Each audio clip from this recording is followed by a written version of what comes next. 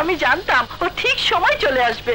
ঢাকায় সিনেমার জনপ্রিয় খল অভিনেত্রী রিনা খান বিএনপির অফিসে গিয়ে তার জার্মান প্রবাসী বড় ছেলের বিরুদ্ধে দায়ের করা মামলা থেকে অব্যাহতি ও আইনি সহায়তা চেয়েছেন। মঙ্গলবার বিএনপির স্থায়ী কমিটির সদস্য সালাউদ্দিন আহমেদের সঙ্গে দেখা করে তিনি এই আবেদন জানান।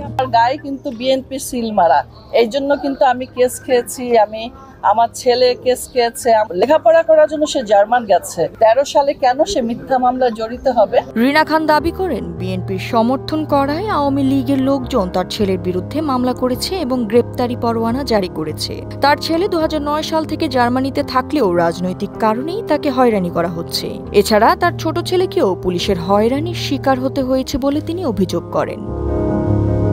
রিনা খান জিয়া সাংস্কৃতিক সংগঠন জিসাসের সহ-সভাপতি ও দীর্ঘদিন ধরে বিএনপির সমর্থক। তিনি বলেন, এই ফ্যাসিস্ট সরকারের উৎখাত হওয়ায় আমরা নতুন জীবন পেয়েছি। এই যে আমরা নির্যাতিত, এই নির্যাতিত কার ফল? ফ্যাসিস্ট সরকারের ফল। বিএনপির নেতাদের প্রতি কৃতজ্ঞতা জানিয়ে তিনি আশা প্রকাশ করেন ভবিষ্যতে কেউ এমন রাজনৈতিক নির্যাতনের শিকার হবে না। সালাউদ্দিন আহমেদের সহায়তার জন্য রিনা খান তাকে ধন্যবাদ জানান এবং মামলা প্রত্যাহারের জন্য আবেদনপত্র জমা দেন। তিনি বলেন, বিএনপির নেতাকর্মীরা তাকে সর্বদা সমর্থন দিয়ে আসছেন।